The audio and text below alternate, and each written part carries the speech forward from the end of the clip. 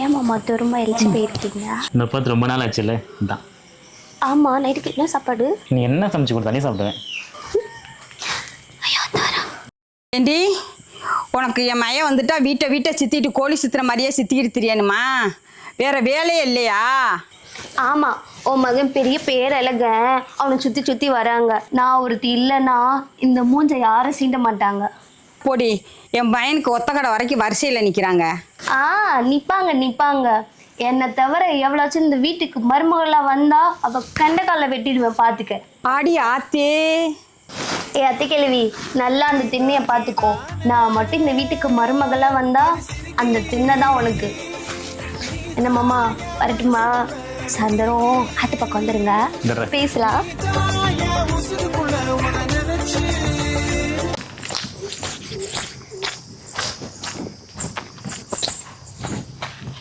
ஏய், என்னாச்சு? ஏன் இவ்வளோ கோவமாக இருக்கு? மூஞ்சில் கடுகு போட்டால் கடுகு வெடிக்க மாட்டேங்குது. என்ன உங்கள் அப்பா யாராச்சும் இழுத்து விட்டானே என்ன?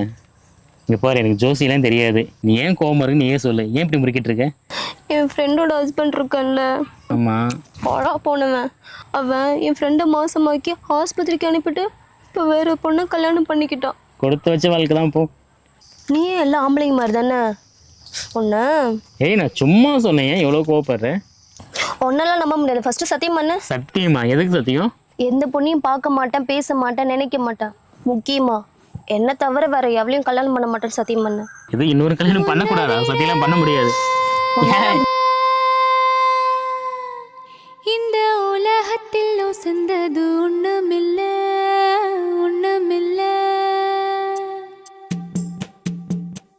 என்ன வருது? உன் ஆள் கல்யாணம் கேள்விப்பட்டேன். ஆமா மாப்பிள்ள. சரி, அதுக்கு நீ என்ன பண்ண போற? அவங்க அம்மா கிட்ட தான் போலான்னு இருக்கேன். எது? இல்ல மாப்பிள்ள, அவங்க அம்மா கிட்ட போய் பேசலான்னு இருக்கேன். அப்படி சொல்லியா? மச்சான், படத்துக்கு போகணும்னு சொன்னீல்ல, இந்த காசு வச்சுக்கோ. சே, நமக்கு தான் மாமி பொண்ணு இருக்குதே, நீ கொடுத்து வச்சே மாப்பிள்ள. அதெல்லாம் எல்லாருக்கும் கம்மியாதுடா. அதுக்கெல்லாம் ஒரு மச்சம் வேணும். சரிடா மச்சுக்காரா, பார்த்து வா, வேலைக்கு டைம் ஆயிடுச்சு. தங்கச்சி, ஸ்நாக்ஸுக்கு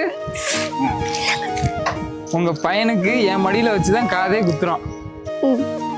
பை பிரதர்.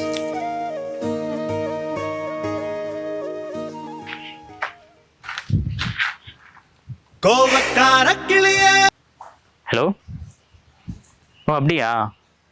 சரி இருங்க. மச்சான், அவளே கஷ்டப்பட்டு வேலைக்கு போய் காசு கொடுத்துருக்கா. அதை நம்ம உதாரணம் திரும்ப செலவு பண்ணக்கூடாது. கொண்டு அந்த காசு கொடு. வாடி மாப்பிள்ள வா. ஏண்டா, நான் படுத்து கூட்டா வரமாட்டேன், அந்த பொறுக்கி பயலுக்கு படுத்து கூட்டதும் போவியா? அதில் ஒருத்தன் வேற, சிஸ்டர் ஸ்நாக்ஸுக்கு காசு வேணும், ஒழுங்கு மரியாதை என் காசெல்லாம் வாங்கிட்டு வர. படம் கேக்குதாடி படம்? என் காசு கொடுத்தா. அலங்காரி அழகே அகங்காரி அகங்காரி மழை பூவின் வண்ணம் கொண்ட நந்தா விளக்கே. ஏமாம்மா ரொம்ப அழைச்சிருக்கீங்க. இன்னும் பார்த்து ரொம்ப நாள் ஆச்சுல்ல, அதான். ஆமாம், நைட்டுக்கு என்ன சாப்பாடு? நீ என்ன சமைச்சு கொடுத்தாலே சாப்பிடுவேன். ஏண்டி உனக்கு என் மையம் வந்துட்டா வீட்டை சித்திட்டு கோழி சுற்றுற மாதிரியே சித்திக்கிட்டு தெரியணுமா? வேற வேலையே இல்லையா? ஆமாம், உன் மகன் பெரிய பேரழக, அவனை சுற்றி சுற்றி வராங்க. நான் ஒருத்தி இல்லைன்னா இந்த மூஞ்சை யாரும் சீண்ட மாட்டாங்க. போடி, என் பையனுக்கு ஒத்த கடை வரைக்கும் வரிசையில் நிற்கிறாங்க. நிற்பாங்க. என்னை தவிர எவ்வளோச்சும் இந்த வீட்டுக்கு மருமகளாக வந்தா அவள் கண்டக்காலில் வெட்டிடுவேன், பார்த்துக்க. ஆடி ஆத்தே. அத்தை கேள்வி, நல்லா அந்த திண்ணையை பார்த்துக்கோ. நான் மட்டும் இந்த வீட்டுக்கு மருமகளாக வந்தா அந்த திண்ணை தான் உனக்கு. என்ன மாமா, வரட்டுமா? சாயந்தரம் ஆத்து பக்கம் வந்துருங்க, பேசலாம். தம்பி, நேரத்துக்கு சாப்பிட்டு போப்பா. அப்படி என்ன உனக்கு வெட்டி விரிக்கிற வேலை இருக்கு? இங்கே பிரதி கேள்வி, என் மாமாவுக்கு கரிச்சு கொட்டாது, திங்கிற சோறு கூட ஒரு உடம்புல ஒட்டாது. இந்த வந்துட்டா வாயாடி, ஒரு வாய் சாப்பிட்டு போமா.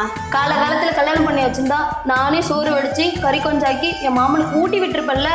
உன் கையால் வாங்கி சாப்பிட்றதுக்கு என் பிள்ளைக்கு விஷத்தை வச்சே நானே கொன்று வேண்டி. என்ன மாமா வாயை திறக்க மாட்ற? ஏதாச்சும் சொல்லு மாமா, என் கையில சாப்பிட்டதே இல்லையா? போடி உன்னை போல 1000 போல பார்த்துருப்பேன். இந்த கேள்வியை விட்டு தள்ளு மாமா. என் கழுத்துல தாலி கட்டி எனக்கு ஒரு பிள்ளைய கொடு. என் மகன் பீ துணியை கசக்கி விட்டு இந்த கேள்வியை கொள்றேன். திவ்யா, என்னை மன்னிச்சிடு மாமா. சின்ன வயசுலேருந்து நீ தான் என் புருஷன் வாழ்ந்துட்ட. ஆனால் இப்போ என்னாச்சு இப்போ? வா இப்போ ஒரு விட்டு ஓடிடலாம். எங்கன்னா போய் பழச்சிக்கலாம் வா. இல்லை மாமா, என் அப்பா என் ஆத்தால விட்டுட்டு என்னால் வர முடியாது. ஏதோ இந்த பொட்டச்சு பழப்பு இப்படி தான் வாழ்ந்து சாகணும்னு இருக்கு. வாழ்ந்துட்டு போயிடும் மாமா. நமக்கு புள்ள பிறந்தா எவ்வளோ பேர் யோசிச்சு வச்சிருந்தேன் மாமா. நீ அது உனக்கு பிடிச்ச வாழ்க்கையை வாழ்ந்துட்டு போ மாமா. நீ எல்லாமே எனக்கு ஏது வாழ்க்கை திவ்யா. வா நம்ம எங்கேயாவது போய் பழச்சிக்கலாம் வா. இல்லை மாமா. இங்கே பாரு, நான் சொன்னா கேளு திவ்யா. அவ்வளோ சீக்கிரம் உன்னை விட்டு போக மாட்டேன்டி மாப்பிள்ள. முடியாத என்னை விட்டு போயிடும்னு பார்க்குறேன். போக மாட்டேங்கிறியே.